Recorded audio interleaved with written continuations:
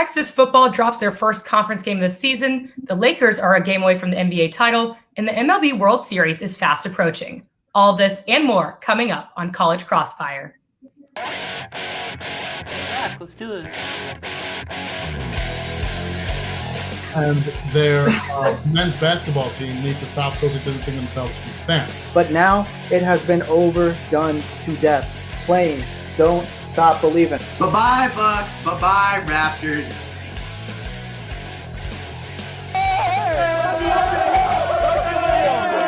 All right, let's get to it.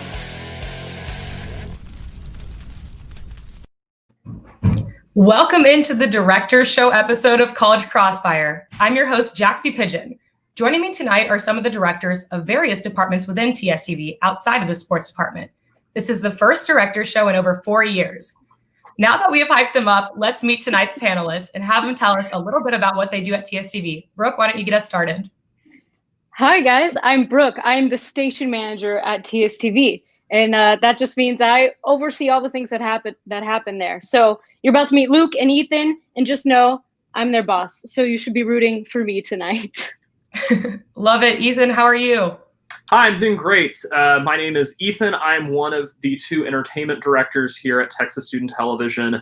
So I oversee and provide guidance to our very large entertainment department, and that has everything from live entertainment news, music shows, to things like sketch comedy. Awesome. And lastly, on third base, we have Luke. How are you? How's it going, Jatsy? Excited to be here. My name's Luke. I'm the marketing director for TSTV. I run all of our social media channels. So anytime you see retweets, that's me. And I'm just excited to get a win here. I'm happy to have you. And I'm really excited about this show, y'all. It's been hyped up for all week for me. This is what I've been looking forward to. So thank you so much for being here. Before we get started, normally we give extra points to someone who has the best background, as well as someone who has the best hype video. This time was different because Brooke happened to get both. So she'll be starting out with 2 points, and we will hop right in. This past Saturday, Texas football fell short to the Horned Frogs at home, losing 33-31. In this upset loss to TCU, Texas had 12 penalties for 92 yards. The game was basically handed to TCU after Keontae Ingram fumbled the ball at the 1-yard line and was recovered by TCU with under 3 minutes left to play. This was the second loss in the past 2 years for the Longhorns against the Horned Frogs, as they lost 37-27 in Fort Worth last year. That brings Texas head coach Tom Herman to a 1-3 record against TCU head coach Gary Patterson. Texas now has a 2-1 overall record, 1-1 in the Big 12, and they have some tough competition coming up in the next couple of weeks. We ask this question from time to time, but it has come up more frequently these past few days. Do you think Tom Herman is on the hot seat? Brooke, start us off. Yeah. So I don't think Tom Herman is on the hot seat right now. We've got to give him some time to make sure that what he's putting in place is going to work. Right now, he's taking the team in a good direction. It's all just going to come down to our defense and what they look like come the end of the season. So all that to say, he's not in the hot seat now, but if things don't shape up, he may be towards the end of the season. All right. Brooke says no. Ethan, what do you think? I'm going to kind of say yes and no. I'm going to say no in that no matter what happens this season, the athletic department knows that it would be irresponsible to pay that massive buyout for something that is very obviously going to be an outlier season for every program. But I'm going to say yes in that Coach Herman is out of excuses and is playing at a level that is not sustainable for this program. He's had time to develop talent. He has talent there to win, and he's used the head coach mulligan of firing your coordinators, and he's still just not on a level that's acceptable for Texas. And so if we don't see dramatically better play soon, he's on the last probably 2 or 3 years of his tenure here at Texas. All right. And Luke, what do you think? I'm going to also say no.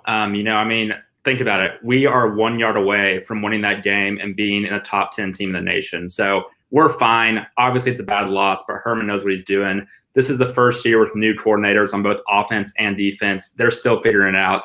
And so I don't think Herman's in the hot seat. I think we get the win next week, and I think we'll be okay. Sure. I think y'all are all kind of on the same page with that. So you're all going to get the points to start off there. But, it's kind of going to see the future is going to decide for him.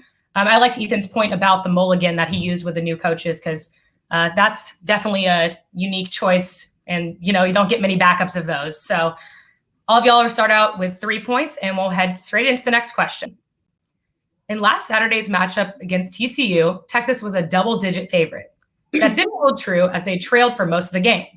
Before Ingram turned over the ball, it looked like Texas was bound to make a late comeback. However, they were unable to rally, ultimately allowing the TCU victory.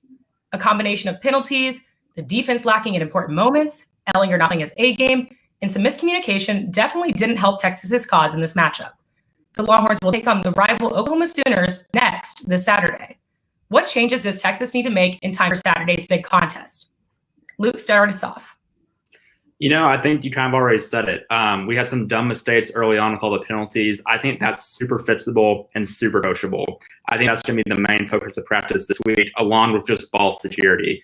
We had both bad throws and bad reception on both runs and passes. So as long as we just focus on those two things of eliminating penalties and securing the ball, I think that's our two biggest focuses for this week in practice. Sure, those penalties definitely started adding up quickly during that game. I've never seen a game quite like that. Freak it out. Ethan, what do you think? There's a lot that we can talk about, but I'm actually going to argue that we just need a better sort of killer instinct to be stomping on people's throats. And both of these last two games, which have not been comfortable, one was a win, one was a loss, we've had small leads at different portions of the game. This is not anything new for Herman, but even when we do dumb things and the defense bails us out, we can't turn those into big leads over teams that we're better than. I think more than anything, we just need to take those opportunities that come by and extend those leads, and also take opportunities like when there's a minute left in the second quarter, you score, you don't kneel. Tom Herman just needs to play less conservatively, and he needs to be on the gas the entire game and stomp.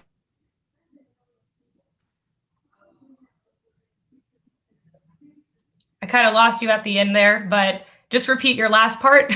Yeah, so I was saying, in addition to all that, we even had that incident where, so last Saturday, we needed some extra time to score. Well, we gave up a minute at the beginning of the first half. That's not this killer instinct that this team needs to show. And so I'm saying we need to be able to take those opportunities to build much more solid leads whenever we can, especially against teams that we're better than, which I would say is the case with OU this year. Sure. Get a strong start so you don't have to panic at the end. Brooke, what do you think? For me, it's defense, defense, defense. If we want to be successful this weekend and competitive for the rest of the season, we have to shore up our passing defense and stop these teams. Tech and TCU both scored a lot on us. That's got to change. Change in defense. Yeah, defense definitely has struggled in important moments. They haven't necessarily been off this year, I would say, but, they didn't rise to the occasion when they needed to, especially in this past week's game. So I'm going to go with Ethan on this one. You're going to get 3, Brooke 2, and Luke 1. Because I do think that it's all about taking advantage of those moments that they have this instinct that they feel like they can just, come back and do whatever they want. And while that is, nice to think, it's just not as easy as it sounds. And clearly, it worked for Tech, but, not for this past game. So we will head straight into the next question. The Red River rivalry is back for the 116th time at the Cotton Bowl Stadium in Dallas. This year, however, is going to look a little different, with only 25% of the stadium being filled. 12.5% will be burnt orange and white, and the other 12.5% will be crimson and cream, totaling around 23,000 fans. This will only be the second time that the rivalry has been played where both teams are ranked outside the top 20. Both teams came into the season ranked in the top 10, but we are in 3 weeks, and Texas has fallen to number 22, and Oklahoma didn't even make it in this week's top 25 cut. With that being said, what is your Texas OU prediction? Ethan? So if you were to put Tom Herman in a Truman Show bubble and play him footage where OU won in massive blowouts the last 3 weeks, and that they were ranked number 1 in the nation, I would argue that with that sort of psychology, this OU team is not that good and we would win by 30. However, we already have it in our heads that OU is not good, and no matter how many times they've sort of had this opportunity to rise to the occasion, Texas plays at this level. I really, Really hope it doesn't happen this week, but I think Rattler is finally going to sort of settle in a little bit more, and Texas is going to blow it. All right. Ethan thinks Texas will blow it. Brooke, what do you think?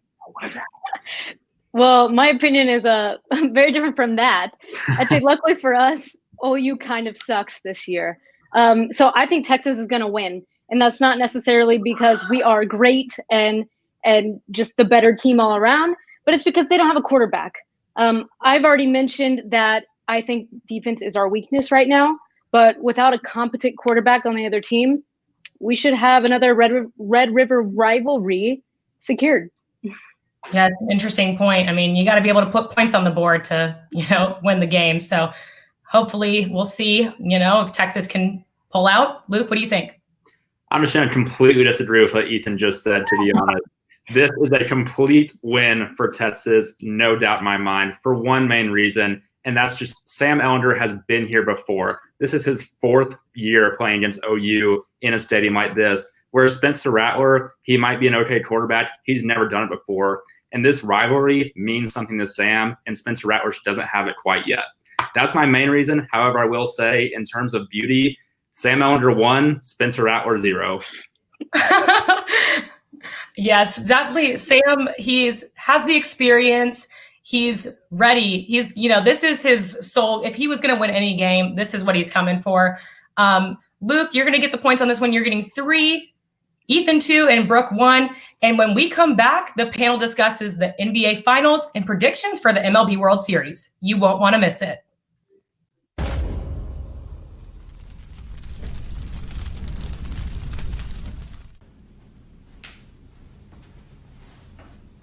I'm Samuel Elijah, y'all.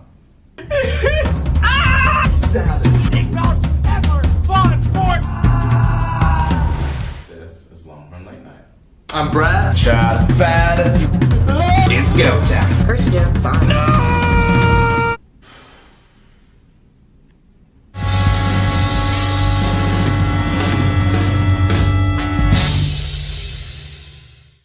Good pocket protection.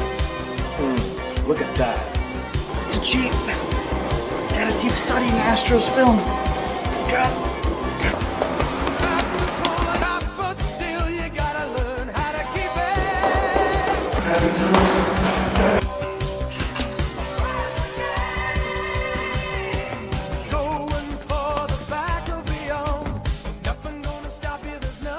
Daniel, what are you doing here so early?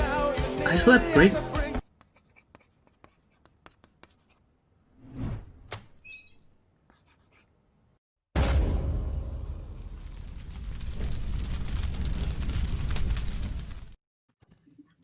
Welcome back to College Crossfire. Before we get started, let's take a look at the scoreboard. On first base, we have Brooke with 8 points. On second base, we have Luke with 7 points. And on third base, we have Ethan with 8 points. All right, let's jump back in.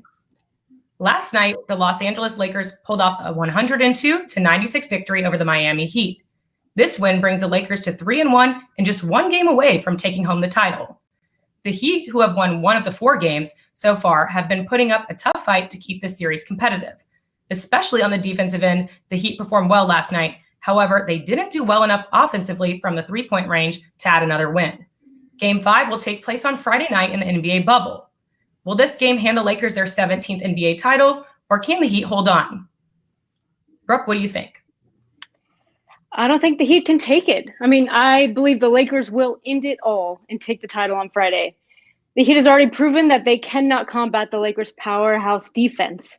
Plus, the Lakers' combined championship pedigree makes them coachable and adaptable and ready to take on the stress of this final game. And we all know the Lakers are playing a little harder as a tribute to Kobe. So the Heat will not hold on. That is a fair point and a tribute to the team. They also have something to work for, and they want to battle it out. Luke, what do you think? I'm going to agree with Brooke. I think the Heat, as good as they've been this entire bubble, they're pretty much done. In the great words of Snoop Dogg, we ain't the Clippers. It's a 3-1 lead to the Lakers. They're taking this thing home. LeBron James has been playing with a chip on his shoulder all year long. One of his great friends, Kobe Bryant, is always in his memory. he hasn't been sleeping since Friday night. He said on Twitter, he is locked in. They're going to take this thing in 5 games, no question about it. They're also wearing the Black Mamba jerseys, which they have never lost in. So this is a Lakers series for sure, and I think it's going to be Lakers on Friday night. Yeah, kind of like the Sam, locked and loaded, ready to go. Absolutely. Ethan, what are your thoughts? Yeah, so you guys saw my intro and know that this entire bubble, I have been smitten with Tyler Hero. Dude just rules. And what I'll just say is I think Heat are going to take it to 7, but they're going to lose in that 7th game. We saw some extra fight in the Heat these past 2 games with a win and almost win. And I think they're going to continue that momentum forward and take that into 2 more wins, but they're going to drop the 7th game and the series will still go to the Lakers. So Ethan's got they're still putting up a fight. I am going to give Luke the points on this one. Luke, you made a fair point with, I mean, it's also just the talent that this team has. They're experienced too. Many of them have already won championships themselves, but just, coming out strong. They've already, only dropped 1 game, which all of them have been pretty close though. So Ethan's not far off, but it's just, they're ready to seal the deal. And I'm going to give the points to Luke on this one. All right, next question. We are 4 weeks into the NFL season, and the NFC East has a combined 3 wins, 12 losses, and 1 tie. The New York Giants have lost 4 straight games. The Washington football team has lost 3 straight. The Dallas Cowboys have lost 2 straight. And that leaves the Philadelphia Eagles, the first place slot, having a 1-2-1 record. The Eagles' tie with the Cincinnati Bengals is not only the reason they're leading their division, but it saved the division from being put down as one of the worst in history. So, is the NFC East division the worst it's ever been? Luke, what do you think? I just want to start by saying that I drafted Saquon Barkley with the number 1 overall pick in my fantasy draft. And I'm also a Cowboys fan. It's been a rough NFL year so far. Thinking about in recent memory, I can't remember a time that it was worse than this. And I can't think of a way it's going to get much better. I don't think any of these teams have what it takes to go out and win games consistently. And so if anything, if it's not the worst, it's about to be. I feel you on the Cowboys fan thing. It's been hard. It's a struggle. Ethan, what do you think? I'm going to argue for. Sorry, do I need to repeat that? You're good. Okay. Yeah, I'm going to argue it's the worst it's ever been for 2 reasons. I think these teams just should be better. They're not only are they just doing bad, but these are some of the biggest brands in the NFL. We're talking about Dallas Cowboys, the Giants here, the Eagles. These are historic teams that just should be excelling no matter what. And so I think that just makes it even worse. The second one is just, in addition to being bad, I favored the Washington rename, but that's just so half-hearted to call it the football team and not even try a new thing to build excitement, that I think just the half-heartedness around that branding, again, favored the name change, but the rebranding was just so bad that it drags down the entire division with it, in addition to the poor play. Sure, one goes down, they all fall. Exactly. Brooke, what do you think? Is the NFC East at its worst? No question. Yeah, they're historically bad, but you said it. The Eagles are 1-2-1, and they're in first place in the division. That says it all. Granted, the division is coming off the heels of an awful record last season, and it's only been 4 weeks, but the odds of a rebound are not promising. Ultimately, they aren't the AFC South, but they aren't much better. And this is all amplified by the fact that they have a history of success. Ethan said it. They should be performing better, and their franchise value is just so much more. We expect much more from these teams, and we're not getting it. They're at their worst. Yeah, it's definitely they've been kind of a good laugh for the NFL recently. But Ethan, you're going to get the points on this one. You're right about, these are big brand teams. And the tie was against the Bengals. It's just, it's comical at this point. So Ethan, you're going to get the point on this one. Last question. In the World Series, sorry about that. The World Series is professional baseball's biggest stage. It pairs the winner of the American League with the winner of the National League to crown the best baseball team of the year. The best of 5 division series is currently underway. In the American League, the Tampa Bay Rays are taking on the New York Yankees, and the Oakland Athletics are taking on the Houston Astros. In the National League, the Atlanta Braves are playing the Miami Marlins, and the San Diego Padres are playing the Los Angeles Dodgers. Next up is the League Championship Series, and finally, the 2020 World Series. Who will go all the way? What is your World Series prediction? Ethan? All right, so a little bit of background information. Aside from a couple Rangers games I went to growing up, I have never sat down and watched a Major League Baseball game start to finish. So I Googled the bracket, and I have to say that the Yankees and the Dodgers are two teams that are still in the bracket, and they are capable of going to the World Series. And I'm going to say that I think they're good at baseball, and so I'm going to say that it becomes between those teams, and it's the Dodgers in 6, because I think the Dodgers are better than the Yankees at baseball. I'm glad you looked it up. It's important to do your research. Brooke, what do you think? Yeah, the Dodgers are there without a doubt. As far as the AL, being a Houston native, I'd like to think that the Astros have a chance if they keep hitting like we know they can. You can't ever count out the Yankees, especially now that they have Cole pitching. But at the end of the day, I'm saying it's going to be Rays over Dodgers. Rays over Dodgers for Brooke. Luke, what do you think? Y'all better buckle in for this one. This will be a wild ride. My answer, who cares? It doesn't matter. Baseball needs to end, and they had the perfect opportunity to do it, and they missed it. The pandemic was a chance to just cancel the entire game and never look back. And for some reason, they did, and they came back. Everyone would have forgotten about it. America's pastime, more like past your time, America. Am I right? All right, Luke. Well, I would love to agree with you on that one, but I can't give you the points on that one because you didn't give me a World Series prediction. It's happening. It's real. So, Brooke, you're going to get the points on this one. The Dodgers, I do believe, will show up. It's just a matter of the upset at this point. I mean, it's 2020. Anything could happen. And coming up next, it's rapid fire here on College Crossfire. You won't want to miss it.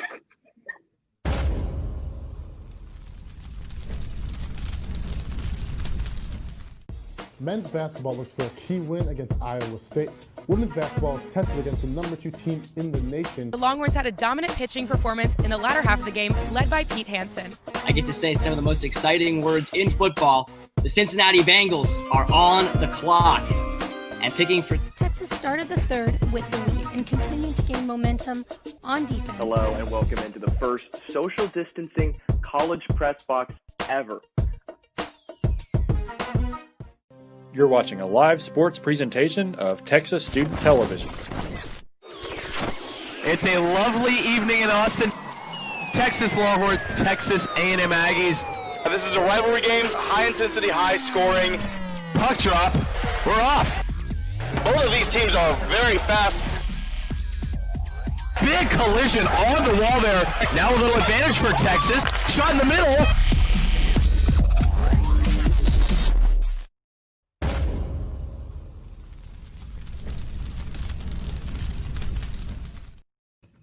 Welcome back to College Crossfire. It's time for rapid fire. In this round, points are worth double, and that means it's anybody's game. Before we jump back in, let's take a look at the scoreboard. On first base, we have Brooke with 9 points. Second base, we have Luke with 8 points. And on third base, we have Ethan tied with Brooke at 9 points. Let's get to it. This past Monday, the Houston Texans fired head coach and general manager Bill O'Brien.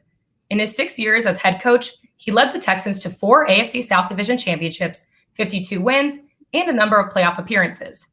Houston is the 4th largest city in the country and home to some of the biggest names in pop culture, from Travis Scott to Wes Anderson to Jim Parsons to the Queen Bee Beyonce herself. A variety of celebrities call Houston home. With that being said, what Houston icon do you think should be the next head coach of the Texans? Anybody can jump in. I'll go ahead and take this one right off the bat. Let me just say, no one else on that list has a burger at McDonald's besides the Travis Scott. That man is Houston, born, raised, and personified. If anyone's going to spark a fire underneath that team, it's going to be Travis Scott. You can have the soundtrack pumping through the stadium right now in place of fans. It's a win-win scenario. You got the music working, and you got the McDonald's burger working. All right. Anyone else? I'm going to go with Wes Anderson because then you're going to get a Texans team that'll have Bill Murray, Jeff Goldblum, Tilda Swinton, some of the best ensembles out there. You always get that when Wes Anderson is leading. And so put all those people in pads. They're not going to win a Super Bowl, but let me tell you, it's going to be fun to watch. That would be fun. Brooke, what do you think? Ethan's film nerd just popped off. Man, okay, listen. Without a doubt, it's Beyonce, guys. Like, let me tell you the facts. Her endurance, number one, she can teach that to those players, get them in shape. And also, we've seen a rise in female coaches. And, like, I think she's the one to do it. She's got the following. She's got the determination. She's got the influence to get these players in shape and ready to win once again. Beyonce all day. Queen Bee. Queen Bee is the answer. Brooke, you're also Queen Bee, Brooke.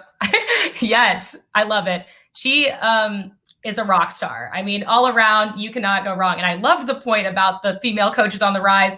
I mean, you know, who run the world? Girls. So, Brooke, you're going to get the points. Next up, since its humble beginnings in 1955, Texas's Hook'em Horns hand sign is the official hand sign of the university, trying its best to resemble the beloved mascot Bevo. In honor of this weekend's Red River rivalry game, the topic of horns down is always a hot one. Oklahoma's official hand sign is really pointing one finger up to resemble there only being one Oklahoma. Now, Oklahoma players, students, and fans alike all simply turn that horns up, upside down.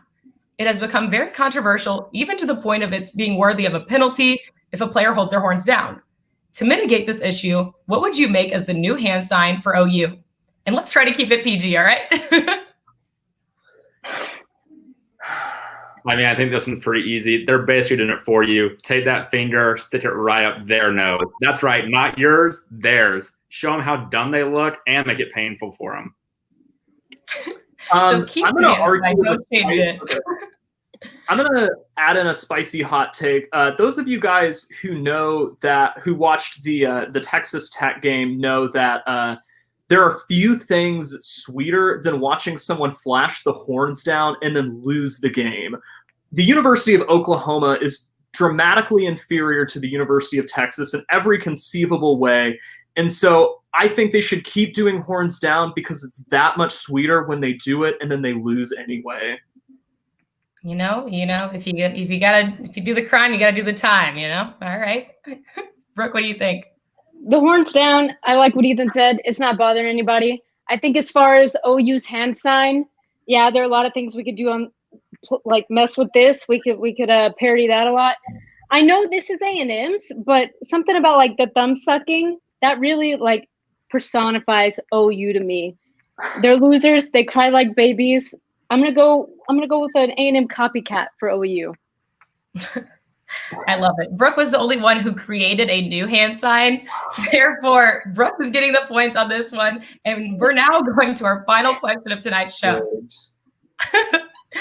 Fall of 1990 was the beginning of all of our hearts and homes, Texas Student Television. TSTV is the largest student media operation in the U.S. The station spans across 5 departments, which are news, entertainment, web series, narrative, and of course, sports. Our beloved sports department is home to 4 different shows and has produced a large number of alumni working in various sectors of media around the country. On top of that, we have some of the nicest people on campus working together to make these shows happen. So my question for you is, why is TSTV Sports the best department in TV? I knew that was it. Okay, look, I'll tell you. From, like, a technical standpoint, as station manager, I can make this critique. TSTV Sports has got it together. They are a well-oiled machine. Every department could take a lesson from TSTV Sports. Their shows are diverse. Their producers are smart, talented, capable, and the volunteers are all eager to help. You will find that the TSTV Sports volunteers are the first to jump on opportunities, and they do it right. So, look, I'm not biased. I love entertainment. I love news. I love narrative. I love web series. TSTV Sports has got it going on. Music to my ears. So who's going to top that? I can. TSTV Sports is my favorite department because there's a wonderful individual who works in it named Jaxie Pigeon. And let me tell you about Jaxie. when I was behind in college Crossfire just a little bit, but still within striking distance of absolutely winning, what Jaxie Pigeon did is she gave enough points to Ethan Dennis, whatever that number is, so that I could win and beat Brooke like I deserve and I should do. And she did that, and she's in TSTV Sports, and I am grateful for that. I'm grateful for that comment and for you being on the show tonight. Thank you, Ethan. I'll go ahead and take it from a marketing perspective. As my job as marketing director, my job is to make sure all of TSTV's social media accounts are looking good. And to be honest, TSTV Sports has the best social media outside of the station itself. They're this close to passing us in total followers, and they're just one department of TSTV. So I'm always impressed with that. My other reason, they're the only department to invite me on a show so far this semester. Entertainment, news, where you at? I'm here. All of those were so kind. And again, thank you guys so much for coming on tonight. But I'm going to have to give the points to Luke on this one. I think from an aspect of, everything being virtual, it's very important that we get the word out. So it's so great to hear that we're kind of hitting the ground running on social media side. But tonight's winner is still Brooke. Congratulations on the win. That being said, it's time for FaceTime. Brooke, take it away. Oh, I just get to talk? Okay. Hey, it's an honor to be here. College Crossfire, thanks for having me. Please support TSTV. Ethan, Luke, I told you I would win, and you didn't believe it. So now you're forever, inferior. I mean, just take it. So thank you, guys. It's been an honor. The queen bee herself, station manager Brooke Garza. Thank you guys again for coming on tonight's show, and thank you for tuning in to tonight's episode of College Crossfire. Before we go, I would like to remind y'all that early voting begins in Texas next week on October 13th and lasts until October 30th, and Election Day is November 3rd. Don't forget to follow us on social media at TSTV Sports on Twitter and Instagram. Lastly, be sure to wake up with a 1-0 Sports Show Friday mornings at 10 a.m. From all the panelists in our virtual studio and our virtual master control, it's 9:32 p.m. and OU sucks.